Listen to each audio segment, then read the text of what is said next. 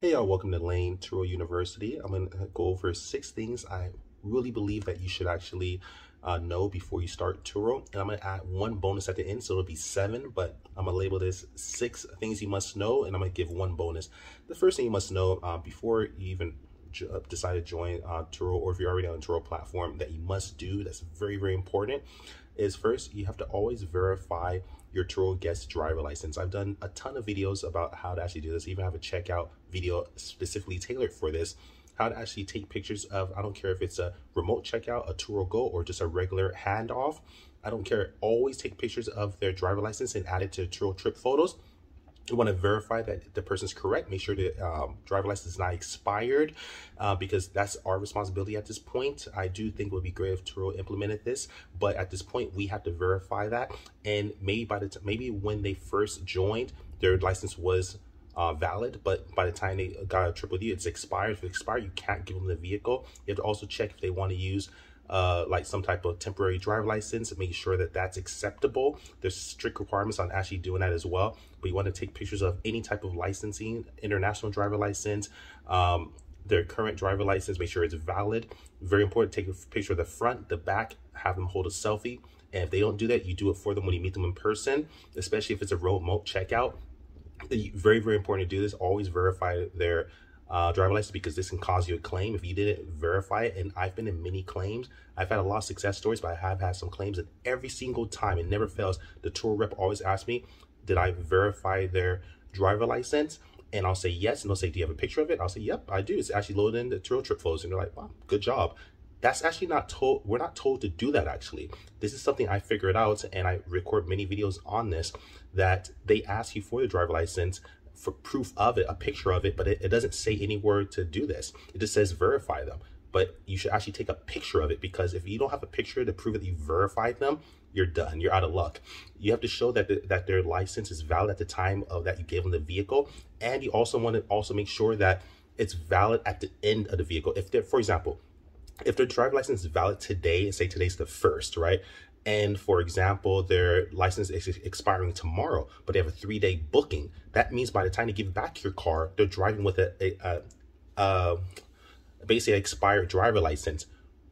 You want to contact Turo, and more than likely you can't give them the car, but contact Turo. You have to really look at the expiration date, make sure it matches them, make sure the picture matches, and make sure the names match the actual reservation. Very, very important. First tip. Second tip I have to give you guys is you always want to consider like maintaining your vehicle. Very, very important. Almost seems like common sense, but it's often forgotten. And I get, especially in this business, you might forget. It can happen, or you just don't care. But you better care, because if they get in an accident, or something happens where, say, your tires are bald, or say the tread's really low, or say like you have a tire pressure, TPMS light that came on for your tire pressure, or there's a check engine light, or if there's something wrong with the vehicle, like say the battery dies, but upon checking, roadside service sees that the battery says expired. And every battery typically has a sticker that shows the expiration date. If your battery died and it's expired battery, it means that you're supposed to put a new battery in there. That could fall on you. Not only do you have to pay for roadside service, if it ends up being your fault and you didn't maintain your vehicle, if there's a claim due to this, you're liable. Very bad luck, not good to do. And Turo is very strict about maintaining your vehicle. You don't want to be you don't want to have to be liable for the payment, and also they might deny your coverage, or they might actually just charge you for the roadside service, which is very expensive oftentimes. Don't do this. Whoever's fault it typically is who usually pays for roadside service. So if your battery is always check your battery, take a picture of it, and if it shows expired, that's your fault then. If the battery dies, even if they left the car on, if it shows expired, it's your fault. So you want to make sure your battery sticker does not show expired. So if the car, say the battery dies, you can say it was their fault. It's a perfectly good battery. The alternator works, this works, like it's not your fault, then they're liable. But if they see that it's expired on that sticker of that battery, it's your fault automatically. If they see a TPMS, you have to take a picture of the dash. If it shows a TPMS light on, that's your fault. If it shows, like whatever the case is, there's a nail in the tire, or low tread, or bald tires, and the tire blows out, your fault again. You're liable for the tire, you're liable for the deductible, you're liable for the whole situation, and for roadside service, you're paying all of that. So make sure you take care of the maintenance. Very, very important. Make sure you get your oil changes. If the sticker saying the window shows that, hey, this is the oil change is due and the engine blows or something's wrong with the engine due to not having an oil change, and the sticker shows that you're supposed to get this done maybe last month or a few days ago, you're liable again. If there's no sticker there, okay, fine. But if they research that and see that there's low oil, or say you haven't got, or to check the records to show that that's typically oil change locations, what you might be aware of or not know, report when you get oil change. If they see that you haven't got an oil change for a while, you're liable again. So be very, very careful and make sure you maintain your vehicle, because you don't want this falling on you or getting your claim possibly denied, or having to pay extra fees because you're liable. And for roadside service, it could be very expensive. It could be $200 to $300 to $400 just for roadside service coming out. Very, very important. Take care of, maintain your vehicle at all times. Do your best to do this. I'm very serious about that, people. That's the second tip. The third tip, what you really want to also make sure to do as well, is really read and understand your Turo plan and insurance and your deductibles and your rights of coverage. You also want to study how much this deductible is for the Turo guest. Very important. And the reason why is because if something happens where they have to pay their deductible, you want to know and have an advantage where sometimes they might have, say for example, a $3,000 deductible, right? If they have a $3,000 deductible, but say the damage is only $1,000, you have a problem, because if they pay a deductible, they have to pay $3,000 to take care of $1,000 of damage. Okay, so you can file something called, you want to learn how to implement an independent claim. Independent claim, you don't file through Turo, you file independently and directly with the Turo guest. And that way you can say, hey, look, I know you have a $3,000 deductible, but look, if you go through this way, you can actually pay only $1,000 for the damage. They're usually pretty happy about that, inclined, and you come out as a hero because you save them. And if you don't do that, they have to pay a big deductible for something that costs less than the deductible, which oftentimes doesn't make sense. But that's just a good way to help out your guests, and also understanding how to actually deal with insurance. And also, it might not be worth it for you. What if, for example, say your deductible is $2,500, but the damage is $1,000? That doesn't really make sense for you. So you're like, you know what? I'd rather file independently, so I don't have to pay a deductible, and they just pay the $1,000. Because if you have to pay $2,500 to cover $1,000, that doesn't make sense either. So always understand your Turo guest deductible, but also understand your deductible. Very, very important.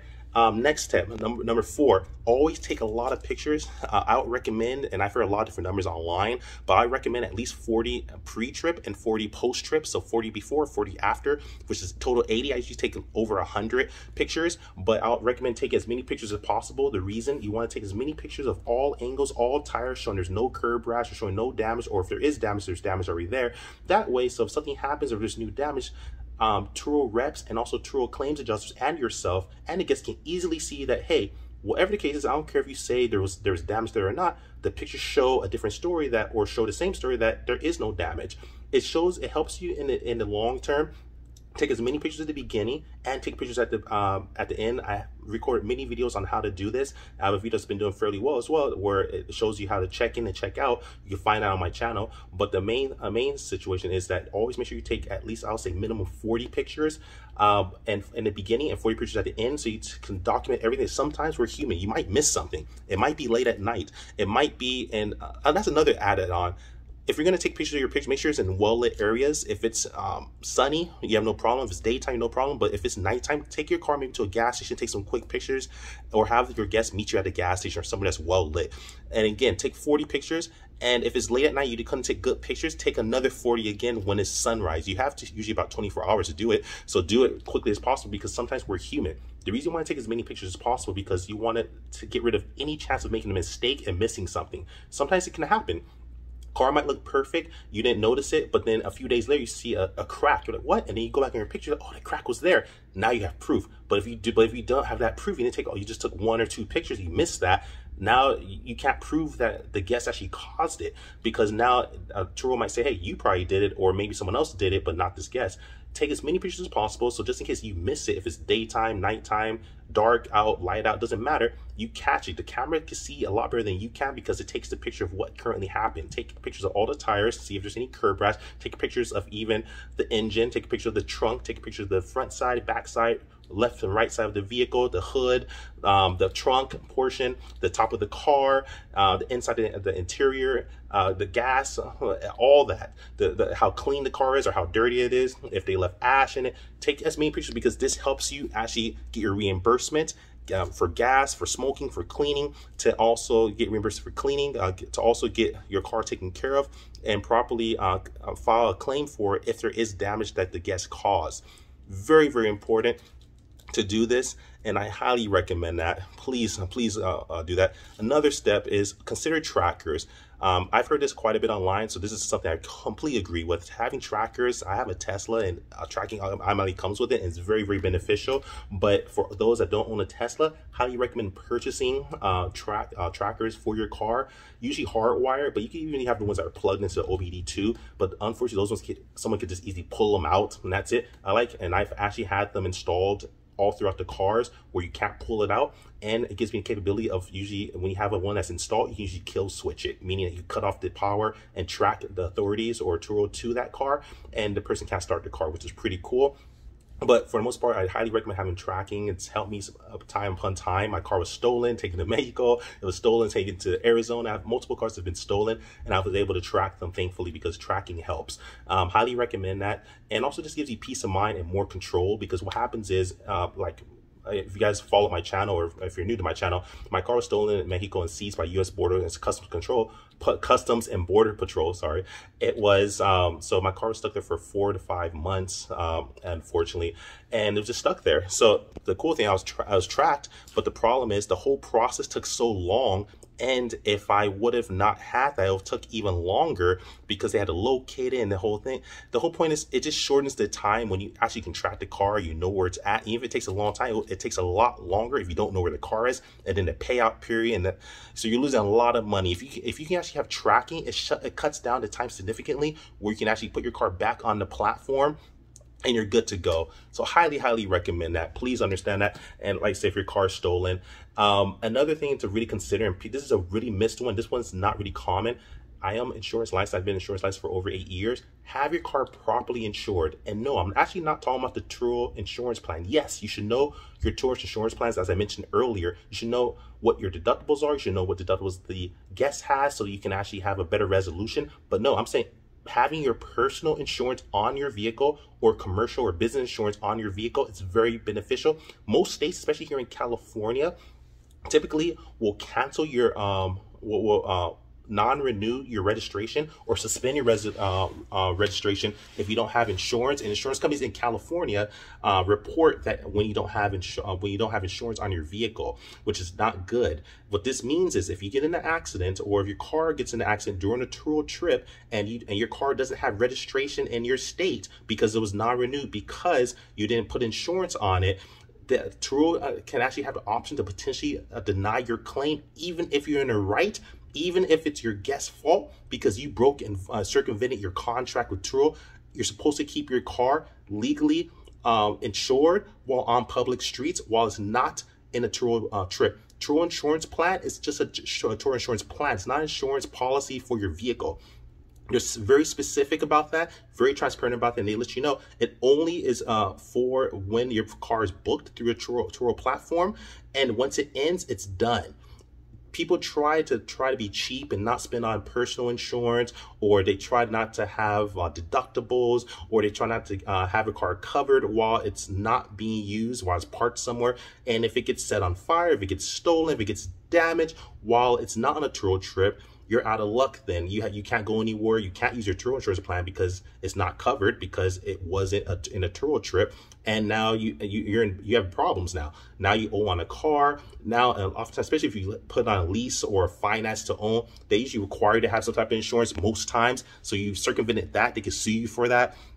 Cause a lot of problems. And even if that's not the case, the point is you have to pay for a car, and now it's going to hit your pockets really hard. Not only insurance usually pays for the market value of the car, you have no insurance. That means you owe the full amount. So and your car can't make any more money, because it's either destroyed, damaged, or total loss, or stolen, or set on fire when it was parked not being used. Very bad idea, people. Don't be cheap in that regard. Always have proper insurance. And even if that doesn't happen, if your car if it's reported, or they find out, Turo finds out that your car didn't have insurance, even if nothing happened to it, they find out, they could possibly deny the claim, even if it's not your fault and it's your guest's fault, because you circumvented your contract. Always have insurance on it, personal insurance to cover, so at least you follow the law. Because if you don't do that, you can avoid cause the situation of where you don't get your car covered. So always have your car covered either by personal insurance, business insurance, commercial insurance, while it's not being booked on Turo, while it's sitting there. Don't be slick. Like, I've met so many hosts that have done this, and that's a bad mistake. Don't do that. And that's the whole point. Always have your car covered when it's not being booked, so that you're covered. And so if something happens, your car is at least repaired right away. You can put it back on a Turo platform.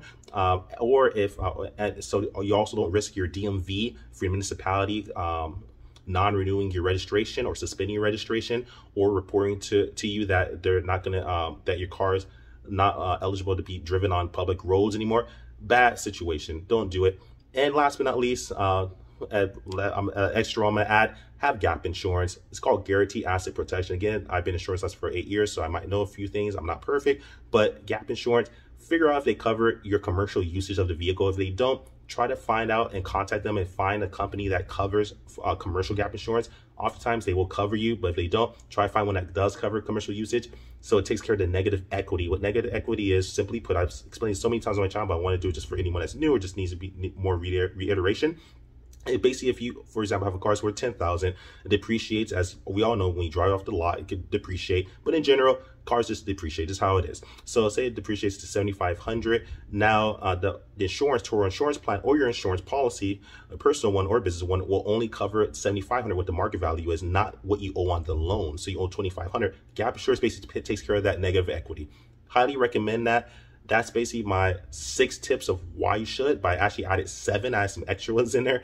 So yeah, that's about it. For you, that's 6 things that you should do and that you should do at all times for Turo, and that you really consider. I love you guys. Follow me on Instagram, Conrad Layn. Also, if you have any questions or anything you want me to elaborate further on, leave the comments below. I love you guys. Like, subscribe, share. Conrad Layn out. Peace.